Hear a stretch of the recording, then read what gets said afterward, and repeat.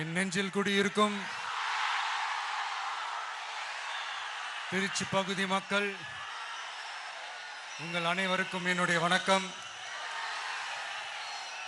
எல்லாரும் எப்படி இருக்கிறீங்க?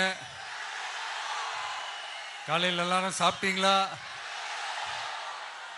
ரொம்ப நேரமா வெயிட் பண்றீங்க போல. இந்த சீக்கிரம் முடிச்சிடுறேன். கேஸ் பிரச்சனையெல்லாம் எப்படி இருக்கு? சரியாயிடுச்சா? சால்வ் ஆயிடுச்சா? கேஸ்லாம் புக் பண்ணீங்கன்னா புக் ஆகுதா? இந்த கேஸ் பிரச்சனையினால எவ்வளவு பிரச்சனைகள், எவ்வளவு டீ கடைகள் மூடிட்டாங்க, எவ்வளவு ஹோட்டல்ஸ் மூடிட்டாங்க, இதனால எவ்வளவு கஷ்டங்கள், எவ்வளவு நஷ்டங்கள். அவங்களாச்சும் கொஞ்சம் உஷாரா இருந்திருந்தாங்கன்னா இந்த கேஸ் தட்டுப்பாடை கொஞ்சம் கண்ட்ரோல் பண்ணியிருக்கலாம். இவங்களாச்சும் கொஞ்சம் முன்னெச்சரிக்கையா இருந்திருந்தா அட்லீஸ்ட் நம்ம ஊர்லயாச்சும் இந்த கேஸ் தட்டுப்பாடை கொஞ்சம் கண்ட்ரோல் பண்ணியிருக்கலாம். இவங்க 2 பேரும் தான் இதுக்கு காரணம்.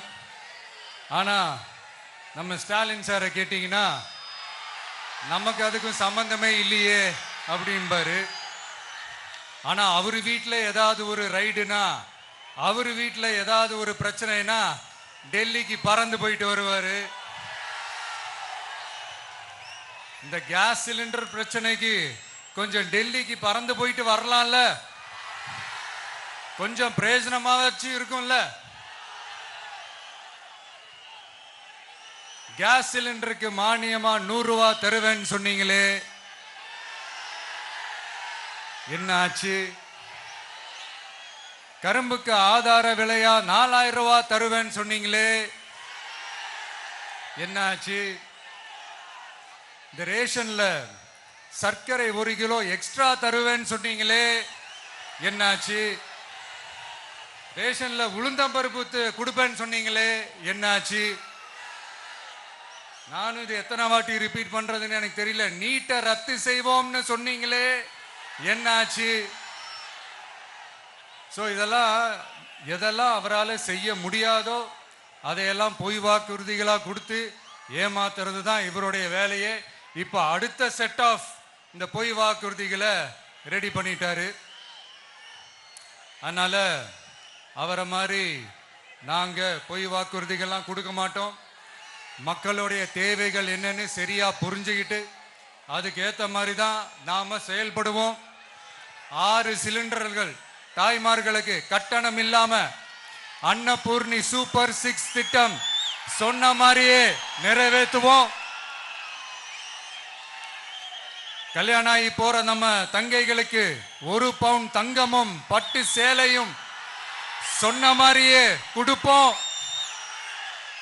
60 வயசு வரைக்கும் இருக்கிற குடும்ப தலைவிகளுக்கு மாதந்தோறும் 2500 சொன்ன மாதிரியே கொடுப்போம்.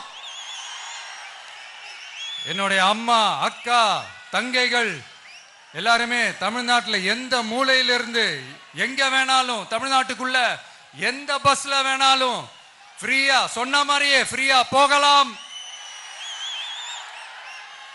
கல்வி, ரேஷன், மருத்துவம், குடிநீர், சாலை வசதி, பஸ் போக்குவரத்து, இந்த மாதிரி அடிப்படை விஷயங்கள்ல தான் எங்களுடைய முதல் கவனம் இருக்கும். நான் ஏற்கனவே சொன்னது மாதிரி நிறைய கவர்மெண்ட் ஸ்கூல்ல இந்த டாய்லெட் வசதிகள்லாம் சரியா இல்லை, அதை சரிப்படுத்தணும்னு சொன்னோம். உடனே இதெல்லாம் ஒரு பெரிய விஷயமா அப்படின்ட்டு சில அறிவாளிங்க கேட்டாங்க. அந்த அடிப்படை வசதிகள் இல்லாததுனால தான் ஒரு 12th ஸ்டாண்டர்ட் படிக்கிற பொண்ணு ஒரு அவசரத்துக்கு ஒரு காட்டு பக்கம் ஒதுங்கினாங்க. என்னாச்சு? இந்த உலகத்தை விட்டே போயிட்டாங்க. அதுக்கு என்ன காரணம்? இந்த மாதிரி அடிப்படை வசதிகள் இல்லாததான் காரணம்.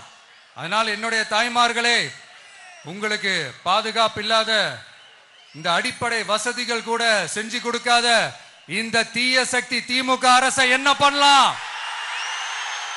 தூக்கி வீசி எறிவோமா? எதுக்கு இப்ப அங்க இங்க சுத்திக்கிட்டு நம்ம ஊருக்கே வருவோம், நம்ம திருச்சிக்கே வருவோம். இங்க ஒரு மந்திரி இருக்கிறாரு, நகராட்சி துறையில வேலை வாங்கி தரதா சொல்லி கோடிக்கணக்கான பணத்தை லஞ்சமா வாங்கிக்கிட்டு தகுதியானவங்களுக்கு எல்லாம் வேலை வாய்ப்பு கிடைக்காத அளவுக்கு பண்ணிருக்கிறாரு. இதெல்லாம் எவ்வளவு பெரிய ஒரு ஏமாத்து வேலை. அதனால நம்ம தம்பி தங்கைகளே, உங்களுக்கு இந்த வேலை வாய்ப்பை பறிச்ச இந்த ஸ்டாலின் சார் சர்க்காரை என்ன பண்ணலாம்? தூக்கி வீசி எறிவோமா? உங்களுக்கு இந்த பாதுகாப்பு இல்லாத, சட்டம் ஒழுங்கு சரியில்லாத இந்த தீய சக்தி திமுக அரசை என்ன பண்ணலாம்?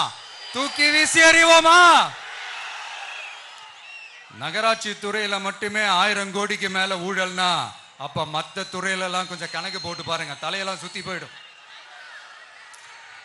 நான் கொஞ்ச நாளைக்கு முன்னாடி சொல்லியிருந்தேன், இந்த ஸ்டாலின் சார் டாக்ஸ் அப்படின்ட்டு, இந்த ஜிஎஸ்டி மாதிரி எஸ்எஸ்டி, அதை பத்தி அவங்க வாயை திறக்கலைங்க. என்னமோ அவங்களே ஒத்துக்கிட்ட மாதிரி இருக்குது. ஆமா, இப்படி ஒரு டாக்ஸ் இருக்குது அப்படின்னு அவங்களே ஒத்துக்கிட்ட மாதிரி ஆயிடுச்சு.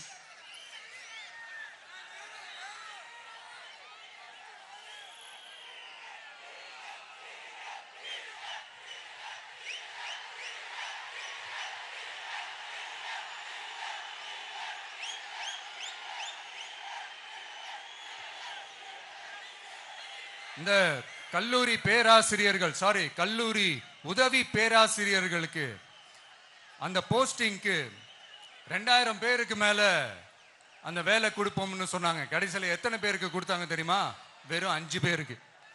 2000 எங்க, இந்த 5 எங்க? அதனால இதெல்லாம் வெறும் அறிவிப்புகள் மட்டும்தான். இது மாதிரி லட்சக்கணக்கான காலி பணியிடங்களை நிரப்புவோம்னு சொன்னாங்க, அதுவும் என்ன ஆச்சுன்னு தெரியல. இதெல்லாம் வெறும் அறிவிப்புகள் மட்டும்தான். இதனால ஒரு யூஸுமே கிடையாது. யூஸ்லெஸ் கவர்மெண்ட் இது. அது மாதிரி 100% ஒரு நியாயமான ஒரு ஆட்சியை நாம கொடுப்போம்ங்க. 100% நீங்க இந்த விஜய நம்பலாமுங்க. நீங்க நம்புறீங்கன்னு எனக்கு தெரியும். அதனாலதான் என்னுடைய சொந்த பந்தங்களாகிய உங்ககிட்ட எனக்கு அந்த உரிமை இருக்கு. எனக்கு ஒரு வாய்ப்பு கொடுங்க, எனக்கு ஒரு சான்ஸ் கொடுங்கன்னு உங்ககிட்ட கேட்காம வேற யாருக்கிட்ட நான் கேட்பேன்? அதனால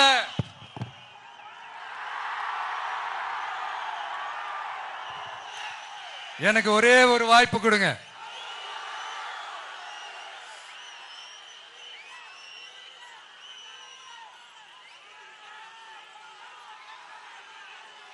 இருந்தாலும் ரொம்ப முக்கியமா ஒன்ன நீங்க ஆழமா மனசுல வச்சுக்கணும்.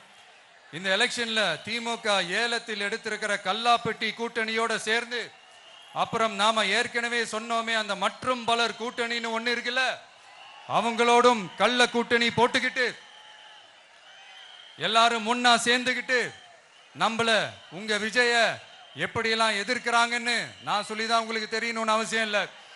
இந்த கரூர் நிகழ்ச்சி சூழ்ச்சின்னு பலர் சொல்றது மாதிரி நம்ம கடைசி படமான ஜனநாயகன்,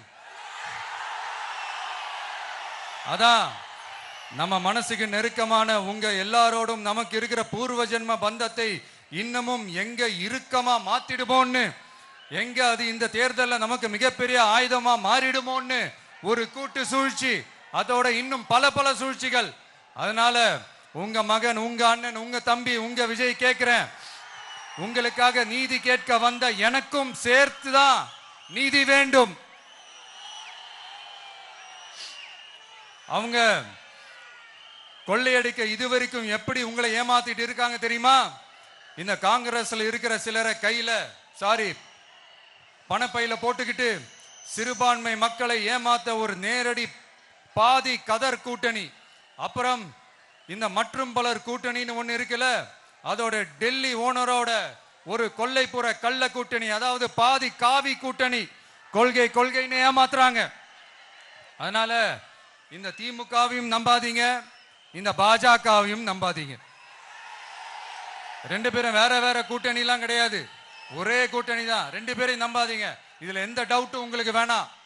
நீங்க திமுகவுக்கு ஓட்டு போட்டாலும் சரி, அந்த மற்றும் பலருக்கு நீங்க ஓட்டு போட்டாலும் சரி, நீங்க யாருக்கு ஓட்டு போடுறதுக்கு சமம்னு நீங்களே புரிஞ்சுக்கோங்க. அதனால இந்த வரப்போற தேர்தலில் டிவிகேக்கு உங்க சப்போர்ட்டியை கொடுங்க. இன்னும் பல வருஷத்துக்கு தமிழ்நாடு சூப்பரா இருக்கும். அப்புறம் நான் ஒரு விஷயத்த திருப்பி ரிப்பீட் பண்றேன்னு சொல்லி யாரும் தவறா எடுத்துக்க வேணாம். ஏன்னா அது என்னுடைய கடமை. ஒவ்வொரு ஊருக்கும் போய் அதை நான் ரிப்பீட் பண்ண சொல்லியே ஆகணும். ஏப்ரல் 23ஆம் தேதி சும்மா காலங்காத்தால பக்காவா ரெடி ஆயிட்டு ஓட்டர் ஐடி கார்டை கையில எடுத்துக்கிட்டு முதல்ல பூத்துல போய் நின்னு அந்த விசில் சின்னத்துக்கு நேரா இருக்கிற அந்த பட்டனை ஒரு அழுத்துங்க. உங்க வீட்டுல இருக்கிற ஒவ்வொருத்தரையும் அழைச்சிட்டு போங்க. சப்போஸ் வெளியூர்ல இருந்து இங்க திருச்சியில இருக்கீங்கன்னா என்னடா ஊருக்கு போய் ஓட்டு போடணுமேன்ட்டு அசால்ட்டா விட்டுறாதீங்க. இப்பவே அட்வான்ஸ் அவங்களுடைய டிக்கெட்டை புக் பண்ணுங்க. இது ஒரு தலைமுறைக்கான ஒரு தேர்தல், உங்களுக்கான தேர்தல். எவ்வளவு பெரிய வசதியான வாழ்க்கையா இருந்தாலும் எல்லாத்தையும் உதறி தள்ளிட்டு உங்களுக்காக மட்டுமே வந்திருக்கிறேன். உங்களுக்காக நன்றி கடன் செலுத்துறதுக்காக மட்டுமே வந்திருக்கிறேன். அத்தனை வழிகளையும் தாங்கிக்கிட்டு உங்களுக்காக மட்டுமே வந்திருக்கிறேன். ஒரு நாளும் பொய் சொல்லி உங்களை நான் ஏமாத்த மாட்டேன். இந்த 4 முனை போட்டி 40 முனை போட்டின்னு எத்தனை முனை போட்டின்னு வந்தாலும் இங்க 2 முனை போட்டி மட்டும்தான். ஒன்னு டிவிகே, இன்னொன்னு டிஎம்கே. மக்கள் விரோத ஆட்சி நடத்துற ஸ்டாலின் சார் வேணுமா, மக்களை நேசிக்கிற விஜய் வேணுமா? அவ்வளவுதான் இந்த தேர்தலே. அதனால உங்க விஜய்க்கு, உங்க அண்ணனுக்கு, உங்க தம்பிக்கு, உங்க பிள்ளைக்கு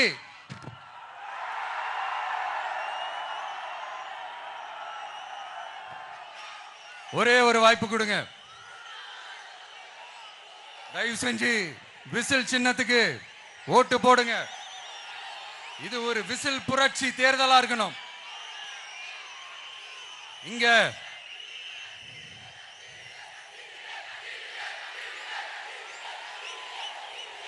தேங்க்யூ.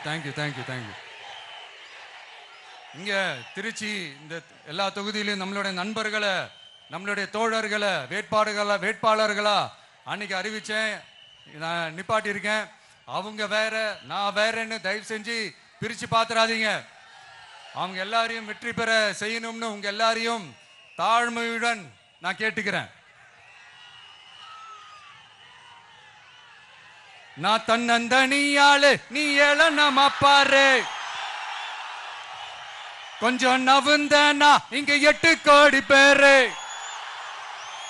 மிரல போது ஸ்டேட்டு எங்க விசில் சத்தம் கேட்டு. நல்லவங்க வாழ நீ விசில் கடி ஓட்ட. கடைசி நம்பிக்கை மக்களை தேடி வருது. அதை இறுக்கி புடிச்சு ஒரு வரலாறு எழுது. உங்க விஜய் நான் வர. விசில் அடிக்க ரெடியா?